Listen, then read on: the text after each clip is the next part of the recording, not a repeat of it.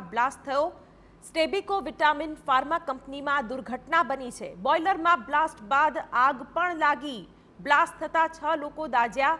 Fire બ્રિગેડની team ઘટના સ્થળે અને આગ પર કાબુ મેળવવાનો પ્રયત્ન પણ હાથ ધરાયો। આ દ્રશ્યો ઘટના સ્થળથી અમે આપને બતાવી રહ્યા છીએ।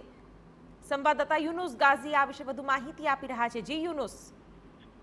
નારોલના શાહવાડી વિસ્તારમાં આઈઓસી પેટ્રોલ પંપ પાસે અંદાજે 8:30 વાગ્યાના સુમારે આ દવા બનાવતી ફેક્ટરીની અંદર અચાનક જ આગ ફાટી નીકળી હતી। બોઇલર બ્લાસ્ટ સાથે આગ ફાટી નીકળતા અફરાતફરીનો માહોલ સર્જાયો હતો અને કંપનીની અંદર જે કર્મચારીઓ અન્ય ડિપાર્ટમેન્ટમાં હતા તેઓ તાત્કાલિક બચાવ માટે પહોંચી ગયા હતા, પરંતુ પરિસ્થિતિ વધુ ગંભીર જણાઈ હતી અને જે સ્તરે બોઇલર હતું તે સ્તરે કેટલીક વ્યક્તિઓ ફસાયેલી હોવાને કારણે ફાયર બ્રિગેડની મદદ લેવામાં આવી હતી। ફાયર બ્રિગેડના 12 વાહનો સાથેના અધિકારીઓ અને કર્મચારીઓનો સ્ટાફ તાત્કાલિક બચાવ કામગીરીમાં જોતરાયો હતો અને 6 લોકો દાઝ્યા હતા, જેઓને એલજી હોસ્પિટલમાં સારવાર માટે લઈ જવામાં આવ્યા છે।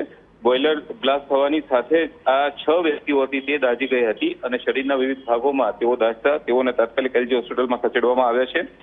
બોઇલર બ્લાસ્ટ થવાની સાથે આગ પણ લાગી હતી। ફાયર બ્રિગેડ દ્વારા આગને કાબુમાં લઈ લેવામાં આવેલી છે, પરંતુ પરિસ્થિતિ જે રીતે વણસી હતી તેને કારણે ગભરાટનો માહોલ છવાયો હતો। જો કે સદનસીબે કોઈ મોટી હોનારત નથી સર્જાઈ અને હાલ પરિસ્થિતિ પર સંપૂર્ણ કાબુ લઈ લેવામાં આવેલો છે।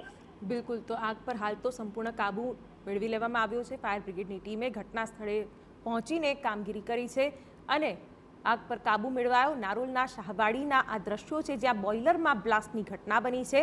એક ફેક્ટરીમાં બોઇલરમાં બ્લાસ્ટ થયો। સ્ટેબિકો વિટામિન ફાર્મા કંપનીમાં આ દુર્ઘટના બની છે। 6 લોકો દાઝ્યાના પણ સમાચાર મળી રહ્યા છે। બોઇલરમાં બ્લાસ્ટ બાદ આગ લાગી અને ત્યાર પછી ફાયર ફાઇટર્સની ટીમે આગ પર કાબુ મેળવ્યો છે।